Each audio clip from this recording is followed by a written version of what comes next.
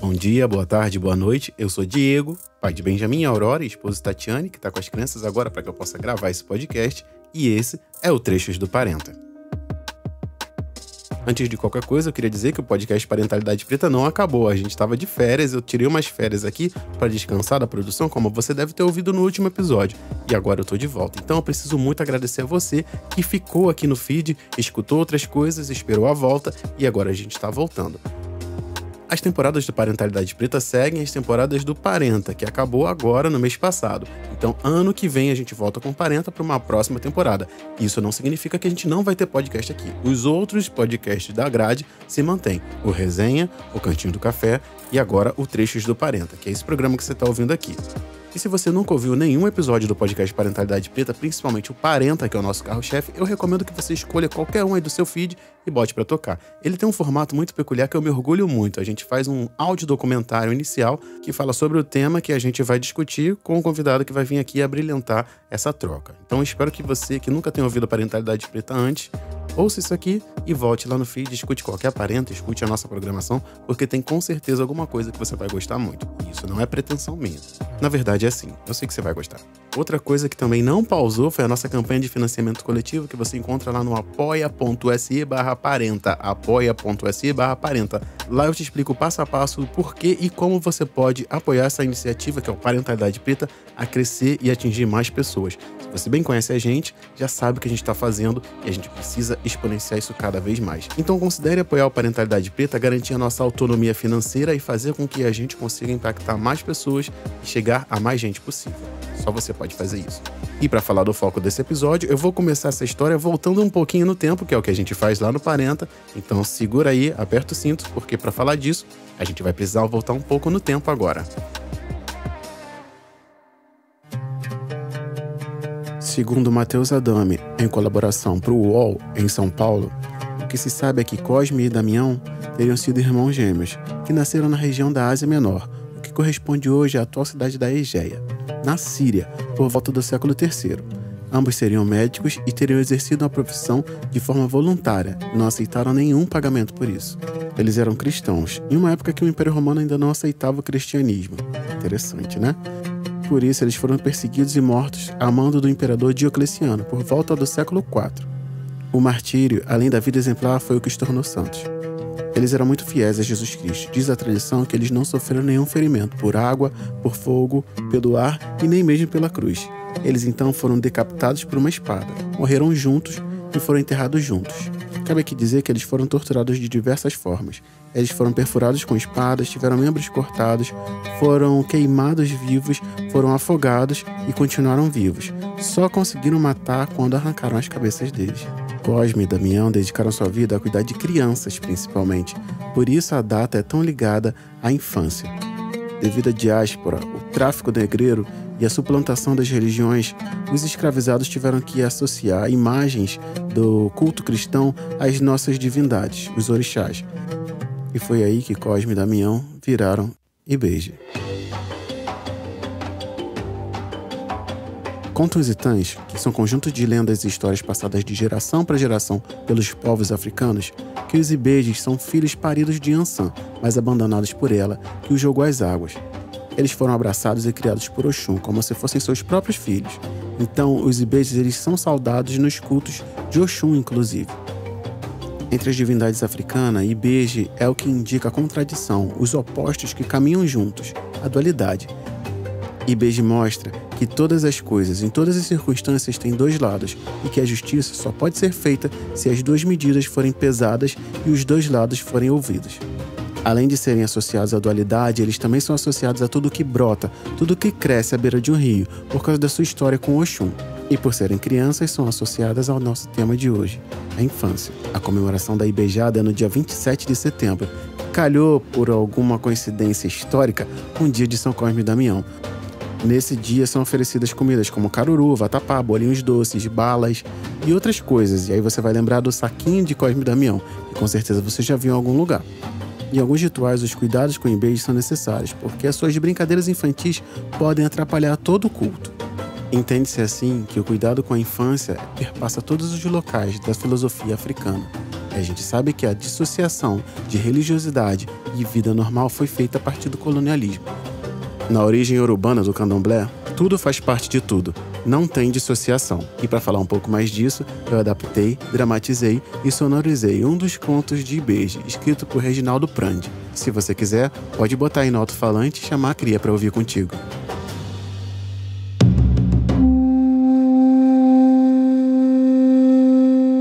Um dia, a morte resolveu concentrar em uma aldeia sua colheita. E aí tudo começou a dar errado.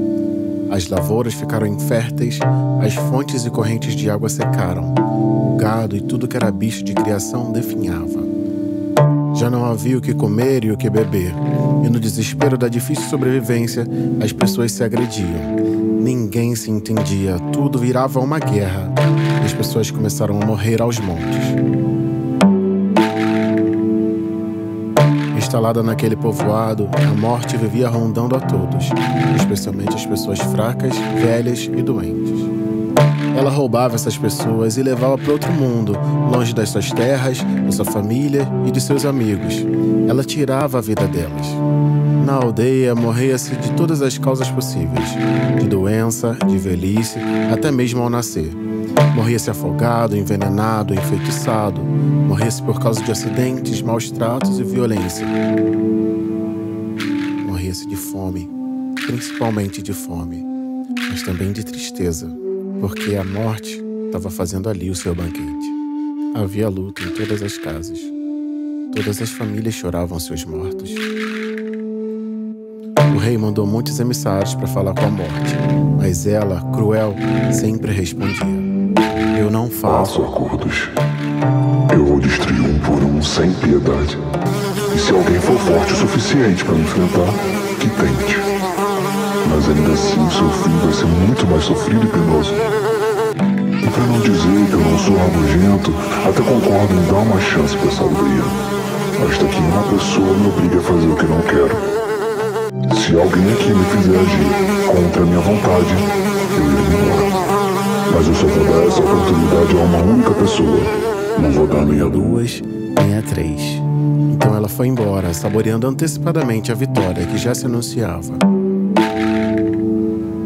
Mas quem se atreveria a enfrentar logo a morte?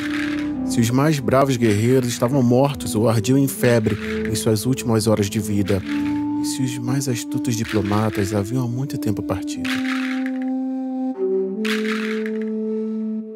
Foi aí que dois meninos, irmãos gêmeos, eles eram os Ibejis, e resolveram pregar uma peça na morte antes que ela terminasse de dizimar toda a aldeia. Então eles pegaram um tambor mágico que sabiam tocar como ninguém e saíram à procura da morte. Não foi difícil de achar, porque ela estava numa estrada próxima, por onde ela perambulava, sempre buscando vítimas. A presença da morte era anunciada de longe, porque o alto sempre tinha um bando de urubus, e um cheiro forte de coisa podre acompanhava por onde ela estivesse, fazendo que as pessoas tivessem vontade de vomitar. Os meninos então se esconderam numa moita e, tampando o nariz com um lenço, esperaram até que ela se aproximasse. Não demorou muito, a morte foi chegando. Os irmãos tremeram da cabeça aos pés, mas ainda escondidos na moita. Só de olhar para ela e sentir o calafrio, os pelos do corpo inteiro arrepiando. Eles viram que a morte estava feliz e ela já tinha ceifado tantas vidas. O plano dela estava dando certo. E ela estava muito tranquila, porque a condição que ela deu para sair daquele povoado nunca seria alcançada, prepotente que ela era. Nesse momento, numa das curvas do caminho, enquanto um dos irmãos ficava escondido, o outro saltou do meio do mato para a estrada. Aos poucos passos da morte, ele pegou seu tambor mágico e começou a tocar, sem cessar, com muito ritmo. Ele tocava com toda a arte que tinha, com todo o vigor, com determinação e alegria. Tocava bem, como nunca tinha tocado antes. A morte logo se encantou com aquele ritmo. Com um passo trôpego, ainda ensaiou uma dança meio sem graça. Lá foi ela, alegre como ninguém, dançando atrás do menino de seu tambor. E lá iam os dois, o menino tocador e a morte logo atrás. Passou-se uma hora, outra e mais outra. O menino não fazia nenhuma pausa e a morte começou a cansar. O sol já estava bem alto, os dois seguiram pela estrada fora, o tambor sem parar. O dia deu lugar à noite e o tambor seguia. E assim ia acontecendo, madrugada dentro. O menino tocava, a morte dançava, o menino ia na frente sempre ligeiro, e a morte seguia atrás exausta, não aguentando mais. Eu preciso descansar, eu não aguento mais. Disse a morte uma vez, mas foi ignorada. Para essa porcaria de tambor, moleque, ou você há de me pagar com a vida. Ela ameaçou mais uma vez, mas ele não parava. Pare, eu não aguento mais. Só que o menino não parava. Os Ibejes eram gêmeos idênticos, ninguém sabia fazer a diferença de um pro outro, muito menos a morte. Pois bem, o moleque que a morte via tocando na estrada sem parar não era sempre o mesmo. Uma hora tocava um, enquanto o outro seguia por dentro do mato. Quando ele cansava, o outro substituía, pegava o tambor e continuava tocando. Foi assim que eles tocaram o tempo que achavam necessário, sem dar descanso para a morte, que não tinha como parar. Ela, já no alto da sua exaustão, implorava: "Pare agora, seu menino maldito!" E ele não parava. E foi assim, horas seguidas. As horas viraram noites, as noites viraram dias e os dias se substituíram. A música que mantinha a morte dançando não cessava. Encantada, sem ter forças para continuar, ela implorava: "Pare com esse tambor maldito. Eu faço tudo o que pedires." O menino virou-se para trás e disse: "Pois bem, então deixe minha aldeia em paz e vá embora." Sem ter escolha, a morte aceitou. O menino parou de tocar e ouviu a morte dizendo: "Que fracasso meu. Fui vencido por um simples pirralho." A morte deu as costas e foi embora, esbravejando: "Eu me odeio." Tocando e dançando, os gêmeos voltaram para a aldeia para dar a boa notícia e foram recebidos de braços abertos. Todos queriam abraçar e beijar aqueles meninos pretinhos. Em pouco tempo, a vida normal voltou a reinar no povoado. A saúde retornou às casas e a alegria permaneceu nas ruas. Muitas homenagens foram feitas aos valentes Ibejes. Mesmo depois de transcorrido certo tempo, sempre que um deles ia em direção ao mercado, havia alguém que gritava: "Olha lá, os meninos que nos salvaram!" E sempre alguém recomendava que a lembrança da sua valentia nunca se apague das nossas memórias.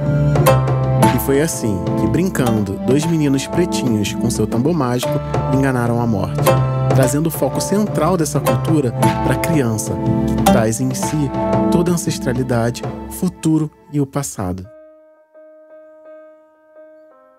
Então é isso. Espero que você tenha gostado desse trecho do Parenta. A gente se vê daqui a 15 dias com outro trecho. Até lá, dá uma escutada em tudo que você puder aí da grade e considere colaborar na nossa campanha de financiamento coletivo.